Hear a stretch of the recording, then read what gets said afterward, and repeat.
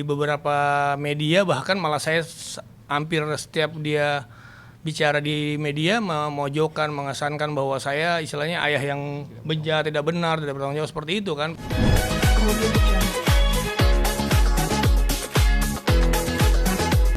Artinya akhirnya pas saat menjawab somasi ini, abang mengeluarkan bukti-bukti baru gitu yang memang selama ini belum dikeluarkan. Kayak tadi masalah nama ayah, identitas ayah, terus anak ulang tahun yang hari lahir yang akhirnya dirubah gitu.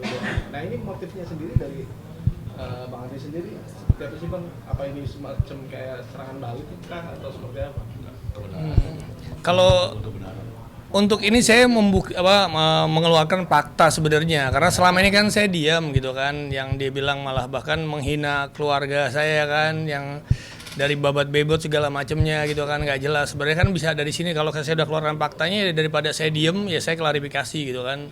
Karena efeknya ini yang saya bilang tadi, kalau saya nggak kena pengaruh terhadap anak-anak saya nih, mungkin saya juga akan diem terus. Cuman kalau saya lihat saya diem kan kelihatan kok, ya mungkin namanya anak-anak bisa berpikir ayahnya mungkin seperti apa yang disangkakan oleh dia gitu kan, seperti itu.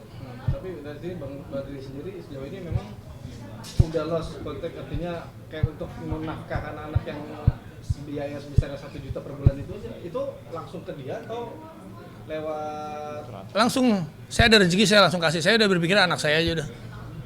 Dia mau, saya nggak berpikir, cuman saya pengen ketemu ya, namanya ayah yang kangen, pengen apa sih yang dibutuhin. Saya juga nggak mungkin lah, saya ngerasain dari anak-anak yang lain saat minta apapun sebentarnya juga tiba-tiba ada gitu kan ya kan. Saya lihat dari hobinya kan, anak saya yang pertama juga hobi motor kan, balap juga segala macam, itu kan juga hobi yang lumayan ini ya kan.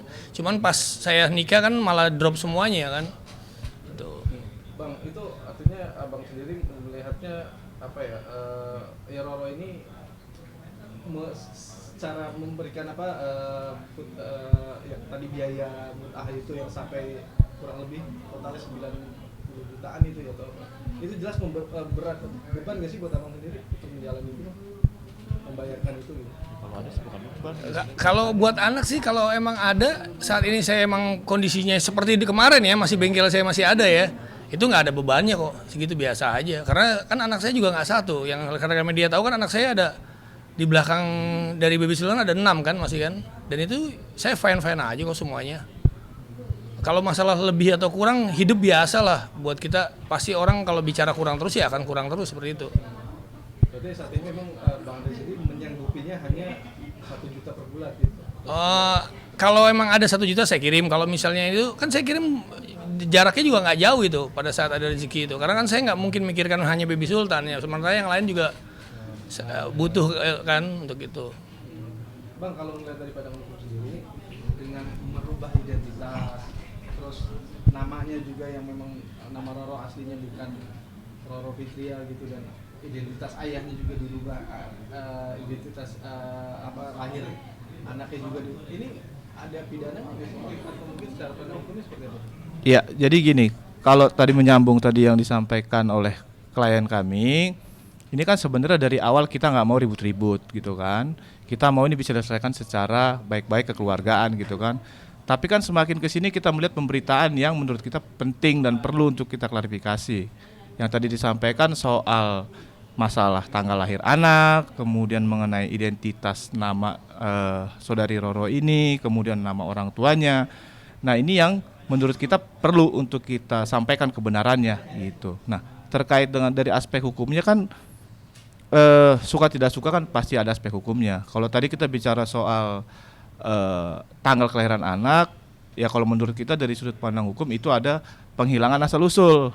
Makanya tadi kita minta untuk saudari Roro ini membuktikan apa dasarnya dia menyampaikan bahwa Baby Sultan ini lahir tanggal 24 Agustus. Makanya tadi saya sampaikan juga faktanya dari sertifikat kelahiran dan juga putusan pengadilan itu jelas tanggal 9 Juli 2022 gitu. Nah, kemudian terkait dengan perubahan nama ini kaitannya dengan asal usul ya gitu.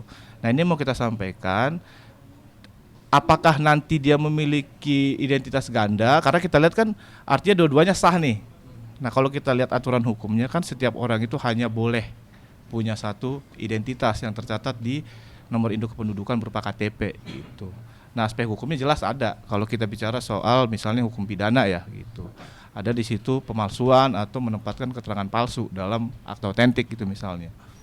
Gitu. Oke Bang, jadi kalau ngomongin poin-poin yang jawaban somasi dari Abang sendiri, apa aja sih? Iya, yang pertama kan tanggapan kita terhadap somasi yang mereka sampaikan kan, somasi 1, somasi 2 itu sebenarnya isinya sama gitu. Hanya untuk menegaskan kembali gitu kan. Yang pertama itu soal nafkah idah, kemudian mut'ah, yang ketiga itu adalah nafkah anak gitu kan. Nah, nafkah mut'ah, idah dan anak ini klien kita nggak pernah untuk mencoba istilahnya tidak mau atau tidak mau tanggung jawab soal itu gitu. Tapi kan tadi balik disampaikan bahwa kemampuan dari klien kami saat ini hanya sebatas itu. Kalau memang nanti ke depannya rezekinya ada dan berlebih, itu nggak akan segan-segan untuk memberikan bahkan lebih gitu. Seperti itu sih ininya. Bang Andri, artinya ya publik artinya menyoroti ini saat ini gitu, melihat perjuangan Bang Andri sendiri yang memang bisa dibilang saat ini secara ekonomi lagi tersiap-siap gitu, tapi mulai bangkit lagi gitu. Dan apa sih artinya Abang sampai akhirnya ya menyewa atau minta dari bantuan teman-teman PBH ini gitu untuk bisa mengawal apa namanya somasi ini gitu Bang. Memang Abang sendiri saat ini kondisi seperti apa sih Bang, sampai akhirnya harus memilih atau mempercayakan ke PBH? Jadi gini, ini sebenarnya sih jalan Allah ya untuk menuju keadilan sebenarnya sih kalau saya bilang. Jadi saya bertemu dengan tim PBH ini ya pada saat saya pengen ngurus KTP saya di Kelurahan Rujami Pesanggerahan ya. Saya ada lihat bannernya PBH, terus saya iseng aja saya telepon kan. Saya telepon, saya jelaskan, ya udah coba Mas ke kantor aja. Akhirnya saya ke kantor di mana memang saya pikir deket. Saya beberapa minggu lalu ya langsung ke kantor ini saya curhat masalah ini. Sebenarnya saya juga pengen semuanya adalah ini pengen baik-baik ada anak di sini gitu kan. Ya karena saya lihat di beberapa media bahkan malah saya hampir setiap dia bicara di media memojokkan, mengesankan bahwa saya istilahnya ayah yang bejat, tidak benar, tidak bertanggung jawab seperti itu kan. Padahal nyatanya ini harusnya dia bisa melihat lah nuraninya ibu. Anak-anak saya kan ada di belakang ini. Yang lain dari yang dia tak ketahui. Kenapa dia buka borok yang nggak pernah saya lakuin gitu? Itu aja yang saya bingung. Jadi apaan tujuannya dia gitu? Mau misalnya menganggap saya biar nggak emang bener nih laki-laki nggak berkala, saya nggak bertanggung jawab, nggak mungkin. Anak-anak saya semuanya sekolah kok sampai sekarang. Ya nggak, dari ya, mantan saya yang pertama semuanya dan semuanya juga punya hobi juga, semuanya ya jalan semua. Itu aja saya bilang, nggak tahu dia kan selalu berstatement ya dengan WTS apaan, buktinya nggak ada bukti apa-apa kok semuanya. Yang dibuktikan di pengadilan juga semuanya itu hanya dia bicara aja seperti itu. Bang, kalau melihat dari amar putusannya sendiri kan artinya udah diperbolehkan untuk bisa akses ketemu sama anak. Nah sejauh ini gimana? Maksudnya masih sudah berapa bulan yang tidak ketemu sama anak? Ya yang dia bilang kan jawabannya udah inkrah ya Bang ya? Sudah berketemu. Hukum tetap ya. Dia kan berarti dia punya kewajiban juga untuk mempertemukan saya dengan Baby Sultan ya Bang. Itu nggak pernah, saya SMS nggak dibalas juga. Saya telepon nggak diangkat-angkat ya, karena mungkin udah diblokir ya. Itu aja sih. Oke. Bang, ini gimana? Artinya dipersulit untuk bisa akses ketemu anak gitu. Dan ini langkah ke depannya gimana? Apakah akan meminta untuk Komnas Anak atau pihak terkait untuk bisa menjembatani ini atau seperti apa? Iya, artinya kan kalau kita kembali ke putusan Pengadilan Agama Jakarta Selatan ya, memang di situ kan sudah dipertimbangkan bahwa Baby Sultan ini berhak gitu kan mendapatkan kasih sayang bukan hanya dari ibunya tapi dari bapaknya juga. Nah, ini kan sekarang lagi diperjuangkan oleh Pak Andri nih gitu kan, diperjuangkan bagaimana caranya supaya dia punya akses untuk bertemu, mencurahkan kasih sayangnya kepada anaknya tersebut gitu kan. Nah, kalau memang nanti ini masih terus dihalang-halangi kan, ketika kita sudah minta secara sukarela gitu kan dengan itikat baik, tetap tidak diizinkan atau tetap dicegah, ya kita nggak menutup kemungkinan untuk melakukan upaya hukum gitu, baik melalui Komnas Anak ataupun lewat KPAI untuk memperoleh hak dari klien kita untuk dapat bertemu dengan anaknya gitu.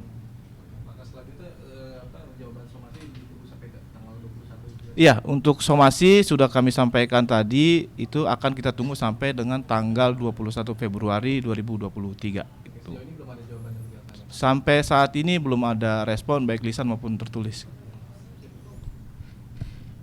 Cukup ya? Thank you.